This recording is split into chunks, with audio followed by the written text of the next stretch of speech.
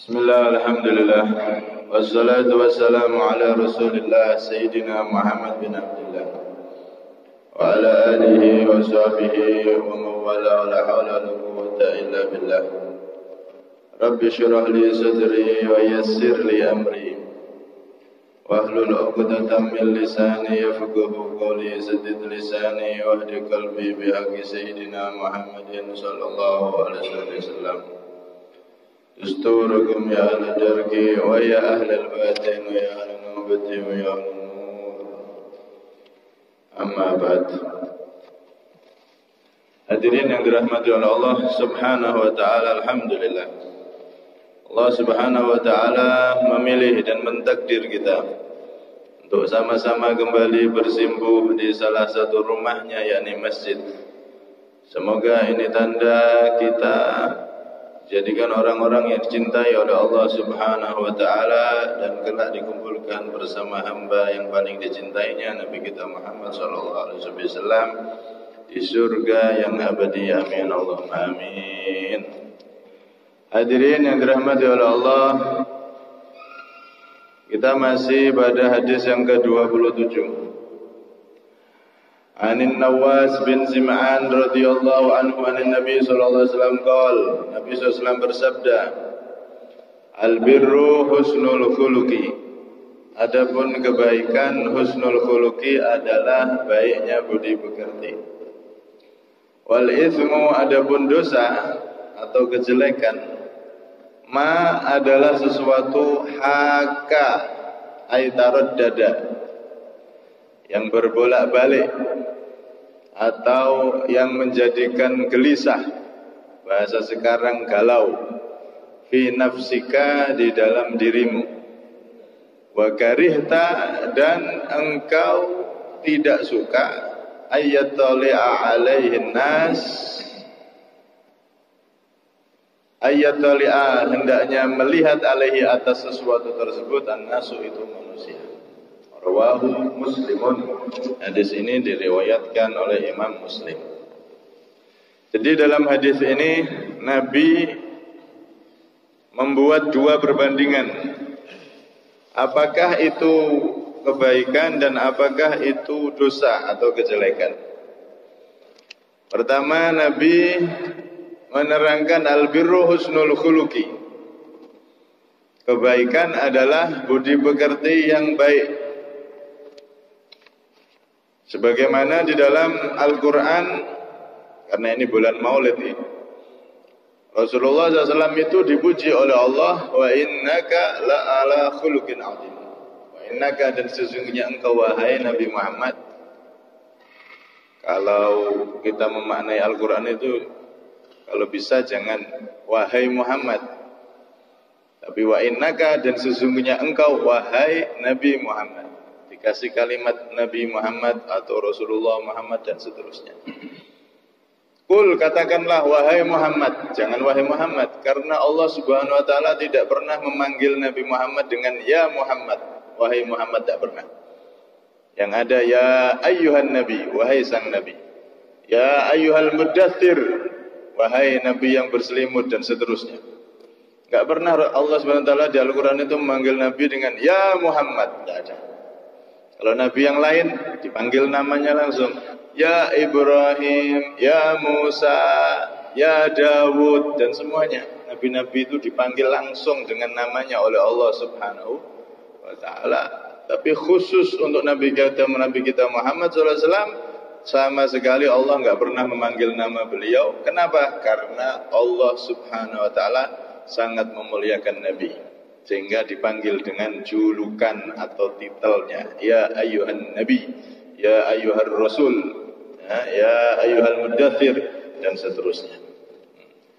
Nah, itu kalau kita memaknai Al-Quran yang teliti. Kul, katakanlah wahai Muhammad, jangan wahai Muhammad tapi wahai Nabi Muhammad, tambahi makna itu. Innaka, sesungguhnya, wa innaka, dan sesungguhnya engkau wahai Nabi Muhammad, la'ala khuluqin azim, kata Allah subhanahu wa ta'ala, engkau benar-benar berada di atas budi pekerti yang agung. Budi pekerti Nabi agung. Budi pekerti Nabi adalah amalan daripada Al-Quran. Hingga suatu ketika Siti Aisyah radhiyallahu anha ketika ditanya kaifa kana khuluqun Nabi sallallahu alaihi wasallam, bagaimana gambaran akhlak dan perangai dari Nabi Muhammad sallallahu alaihi wasallam, maka beliau menjawab dengan jawaban yang ringkas dan padat, kana khuluquhul Qur'an. Akhlaknya Nabi, pengen tahu, akhlaknya beliau adalah Al-Qur'an. Semua yang diterangkan di Al-Quran berupa kebaikan, semuanya sudah dikerjakan oleh Nabi SAW. Sehingga akhlak beliau benar-benar terjemahan daripada Al-Quran. Pengen tahu Quran berjalan, ya Nabi Muhammad SAW. Itu Quran berjalan beliau. Nah, karena itu di Al-Quran juga sebetulnya sudah disebutkan albir, kebaikan itu apa aja. Diperinci di dalam Al-Quran sebagaimana Allah Subhanahu wa taala menerangkan, berfirman di dalam surat Al-Baqarah, laisal birra an tuwallu wujuhakum qibalal masyriqi wal maghrib walakinnal birra man amana billahi wal yawmil akhir. Bukanlah kebaikan itu engkau menghadapkan wajahmu ke arah timur atau ke barat, tapi kebaikan yang sesungguhnya adalah man amana billah, orang yang iman kepada Allah, wal yaumil akhir, iman kepada hari akhir, yakni hari kiamat, wal malaikati dan iman kepada para malaikat, wal kitabi dan iman kepada kitabnya Allah, wan nabiyyin dan iman kepada para nabi.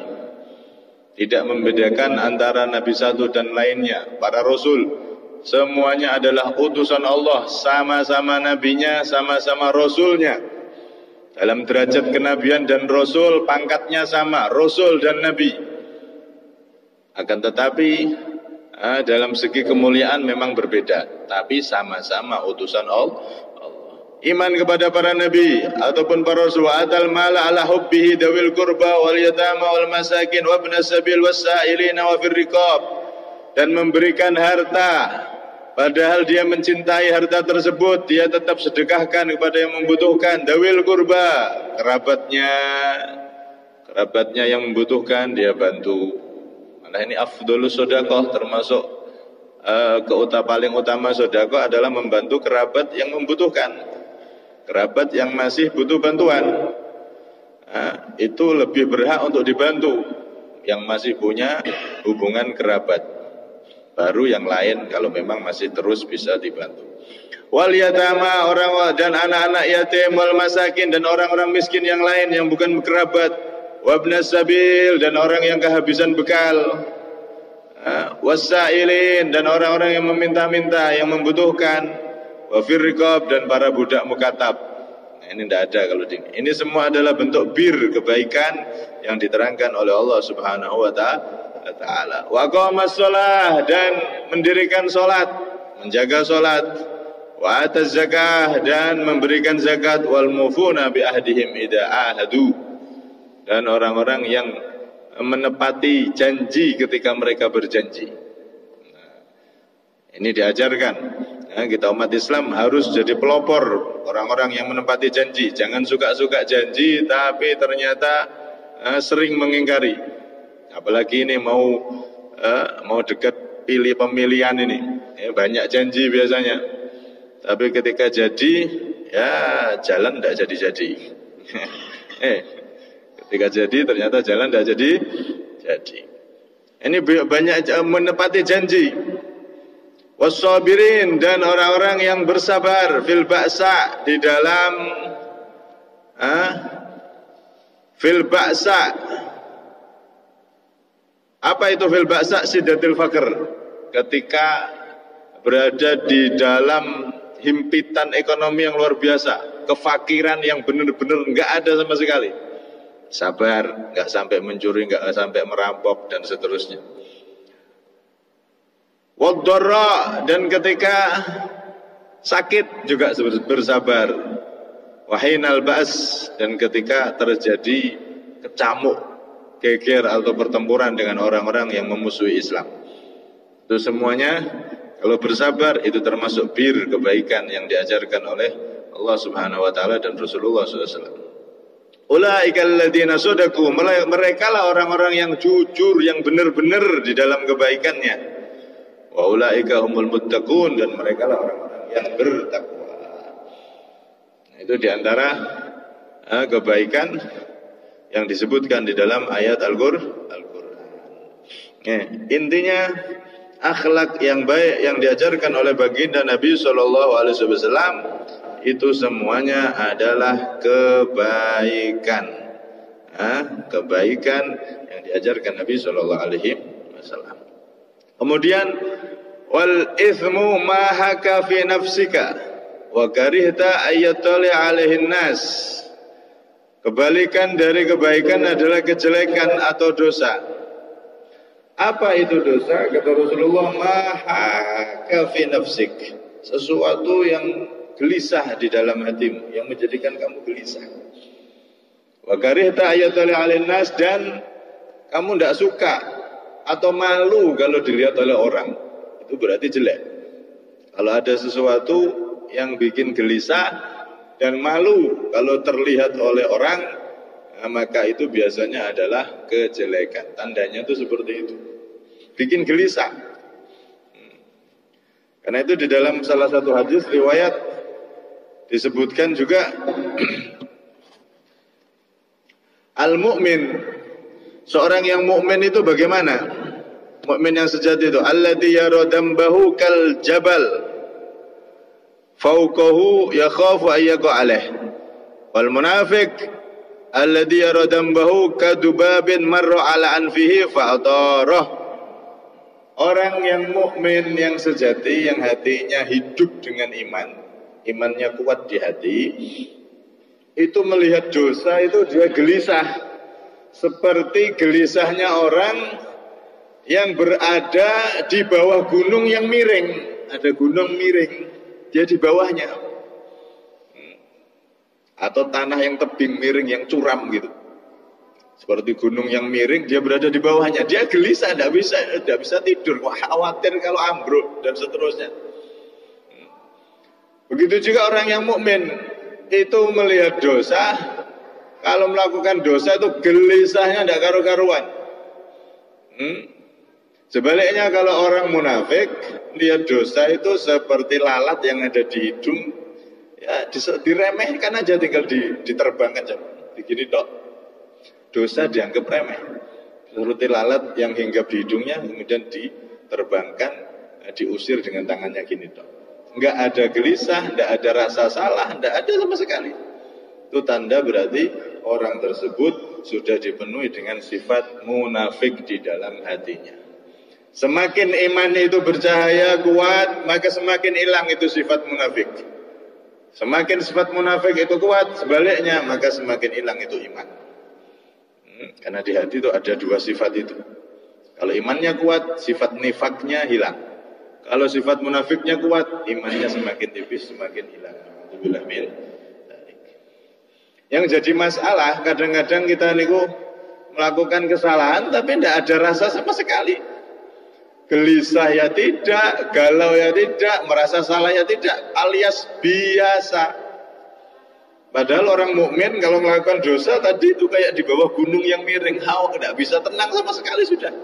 Gelisah, galau, khawatir kalau roboh dan seterusnya. Itu sifat orang yang beriman, yang imannya kuat.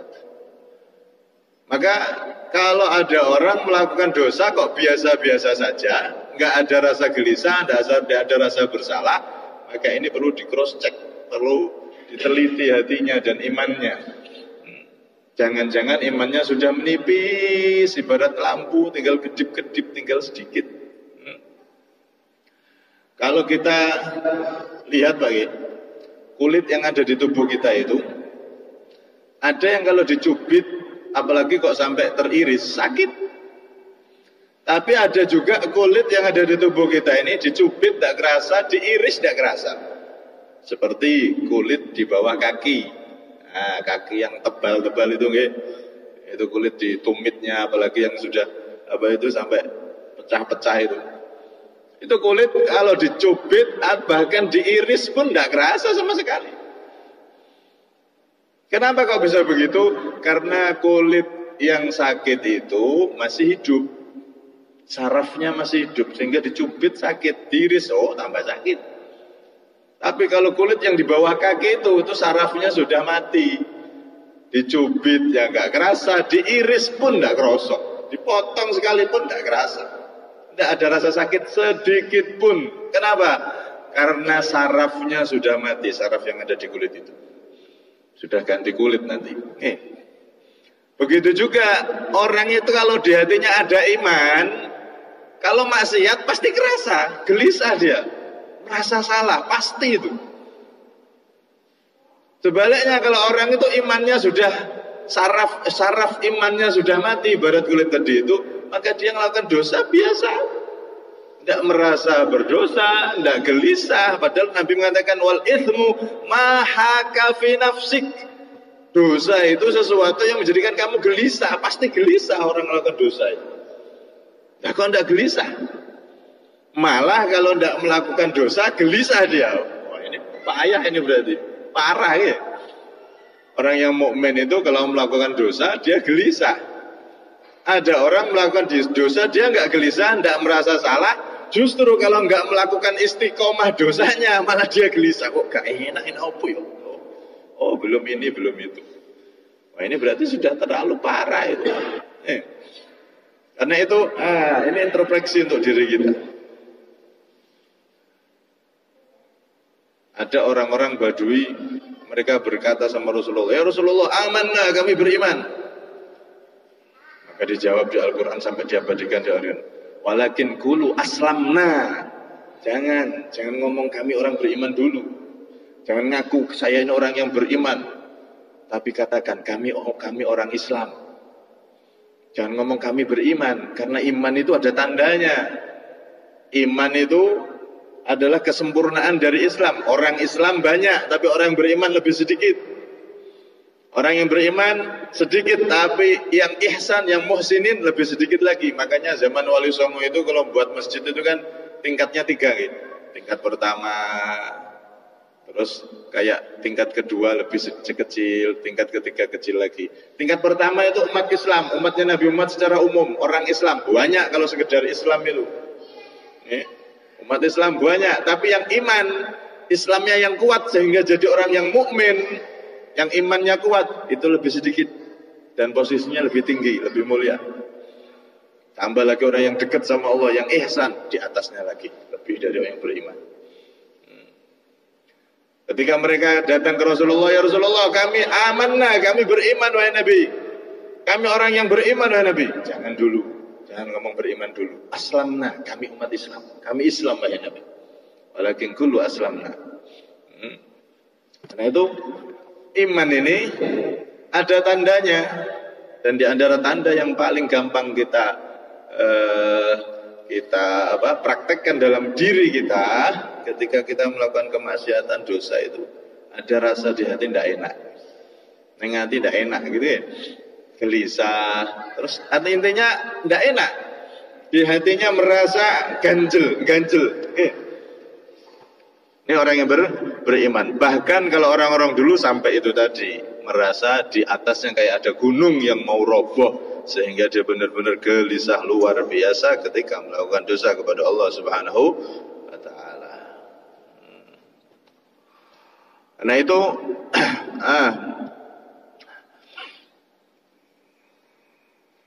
kadang dosa itu kalau kecil itu kita tidak terasa, tidak gelisah, ya tidak merasakan, dia juga tidak merasa bersalah. Karena itu seorang soleh Bilal bin Sa'ad mengatakan, la tandur ila siguril khati'ah walakin ingdur ila man asaitah. Engkau itu, kata beliau, jangan melihat dosa yang kecil, tapi lihatlah siapa yang engkau maksiati. Allah yang maha besar, Allah yang maha agung, Allah yang maha mulia. Kalau kita melakukan perbuatan kecil tapi kepada orang besar, itu repot. Sudah pernah kita contohkan, anaknya jenderal kita jewer atau kita sentil kupingnya, cetak, nangis. Wah, itu bahaya nanti. Beda dengan anak tetangga kita sendiri, nakal sentil cetak, nangis. Paling cekcok sebentar sama ayahnya dan seterusnya. Kalau memang ayah nggak terima, resikonya lebih kecil maksudnya. Tapi anaknya jenderal bintang 4 kita cetak nangis lapor ayahnya, udah resikonya besar. Sama padahal sama-sama nyentil, sama-sama berbuat yang remeh, tapi yang satu terhadap anak orang biasa, yang satunya terhadap anak orang besar, sehingga risikonya lebih besar. Begitu juga dosa itu memang ada besar ada kecil, tapi orang-orang soleh itu ngajari kita, Pak, kalau kita melakukan dosa itu jangan lihat dosa kecil dosa besar, lihat kita ini berbuat dosa kepada siapa? Allah. Kalau sudah begitu kita nggak akan berani melakukan dosa, walaupun kecil sekalipun nggak berani.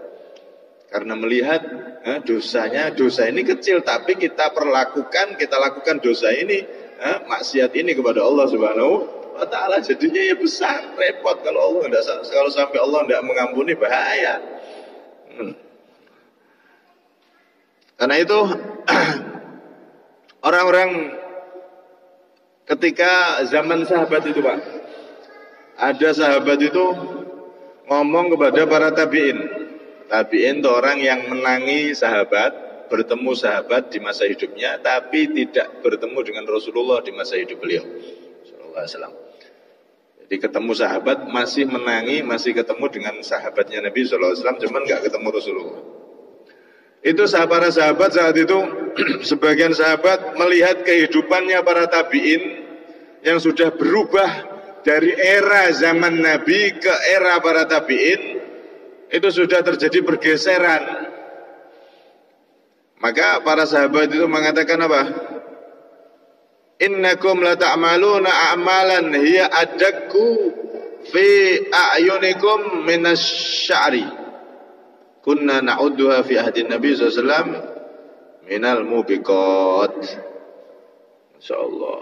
Wahai kalian tabi'in, orang-orang di zaman setelah zamannya Nabi, kalian kami lihat melakukan sesuatu yang kalian anggap kayak rambut kecil, tapi sebetulnya sesuatu itu dulu ketika masih zaman hidupnya Nabi, kami anggap itu dosa besar. Terus jadi pergeseran. Di zaman tabi'in dianggap dosa kecil, zaman sahabat, zaman ada Nabi masih hidup, itu kami anggap sebagai dosa besar. Dalam riwayat lain, kunna na'uddu alaihi fi ahdin Nabi minan nifaq. Kami menganggap perbuatan kalian yang kalian anggap dosa kecil itu di zaman hidupnya Nabi kami anggap itu perbuatan orang munafik. Masya Allah. Ini padahal zaman sahabat baru pindah satu periode, pindah ke zaman tabi'in. Lah apalagi zaman sekarang, Pak. Ya Allah, andaikan para sahabat hidup di zaman sekarang, mungkin sudah nggak tahu apa yang akan beliau-beliau komentari itu. Zaman tabi'in, zaman orang-orang soleh masih banyak. Zamannya Imam Malik, zamannya Imam Syafi'i, zamannya Imam Ibnu Hanbal, yang mereka itu hafal hadis ratusan ribu yang luar biasa. Itu sudah terjadi pergeseran sedikit aja, sudah seperti itu komentar dari para sahabat.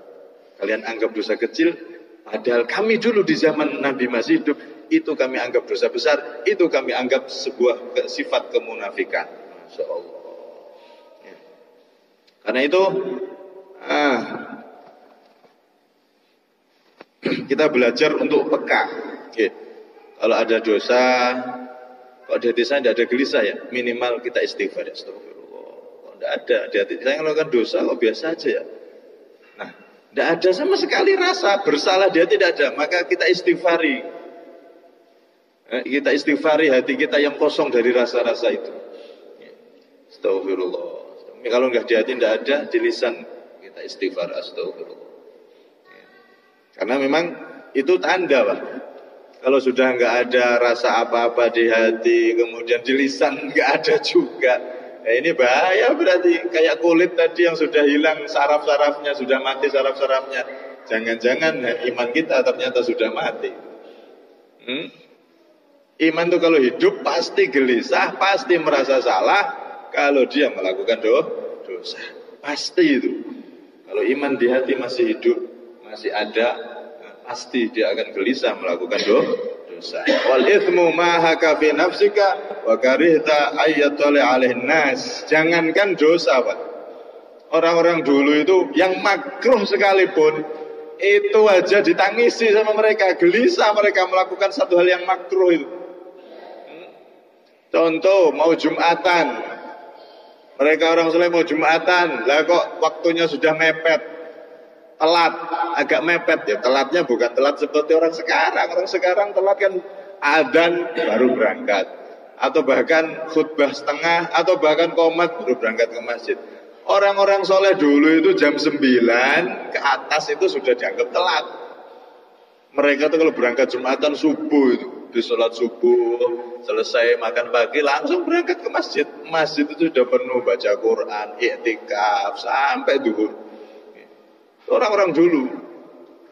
Dan masih banyak sebagian juga di daerah-daerah tertentu orang-orang soleh zaman sekarang juga seperti itu. Berangkat pagi, bakiru.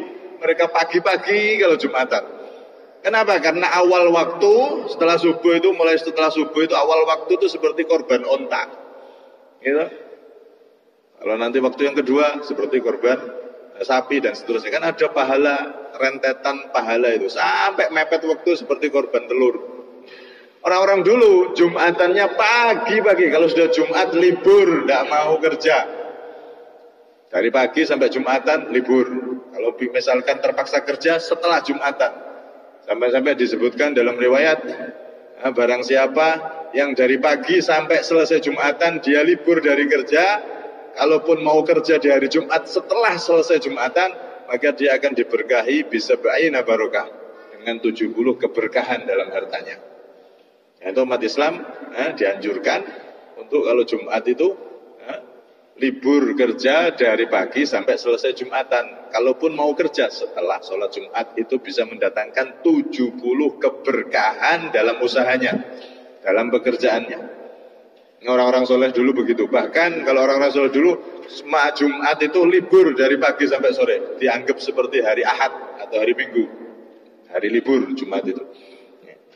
Tapi ya kadang-kadang perlu buka juga setelah Jumatan. Kadang kalau penjual obat, nah itu lebih baik tetap buka, tapi bukanya setelah Jumat.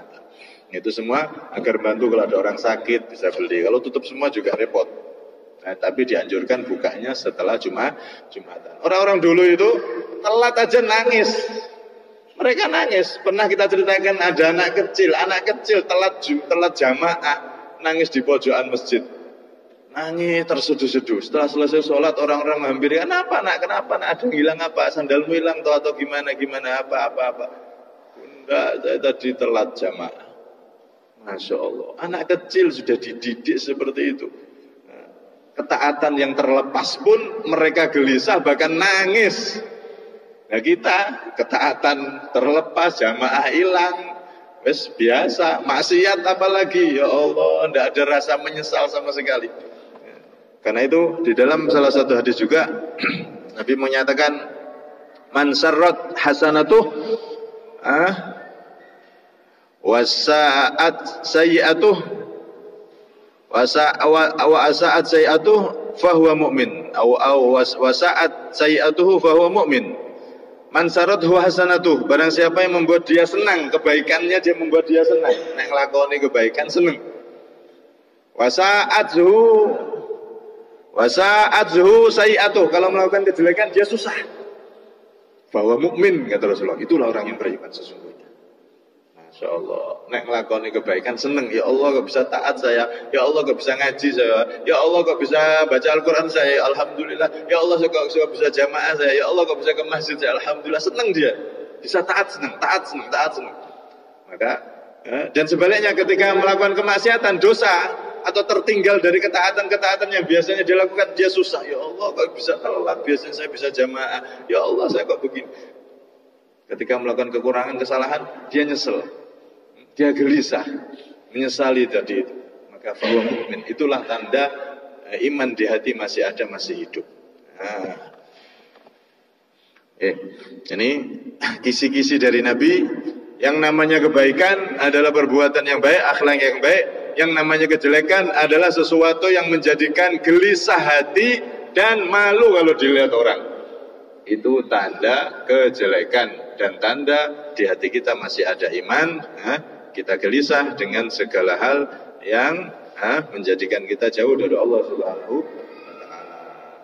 Rasa ada terasa dalam hati kalau kita bermaksiat itu kita menyesal dan merasa bersalah. Itu tanda hati kita masih hidup dengan cahaya iman. Semoga kita semua dijadikan orang yang imannya semakin kuat. Iman kita jadikan iman yang dalam hati kita ini semakin kuat, semakin kuat, semakin kuat.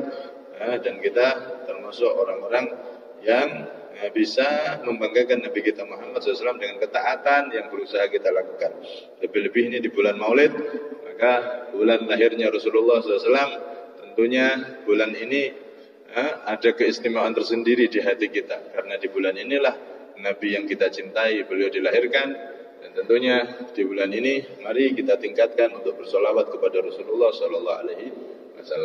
Bersolawat kepada Nabi Muhammad, meningkatkan sunnah-sunnah ajaran dari Nabi Muhammad, lebih-lebih ibadah-ibadah yang wajib, bukan hanya yang wajib aja, tapi kita tingkatkan dengan yang sunnah-sunnah, banyak berzikir, banyak sholawat kepada Rasulullah SAW. Semoga dengan itu semua kita kelak di akhirat bisa berjumpa dengan Nabi Muhammad SAW, melihat wajah indah beliau, bersentuhan tangan, mencium tangan beliau, dan berkumpul bersama beliau di surganya Allah Subhanahu Wa Taala. Amin. Allahumma amin. Kurang lebihnya minta maaf. Ada minni wal afa minkum. Assalamualaikum warahmatullahi wabarakatuh. Siril Fatihah.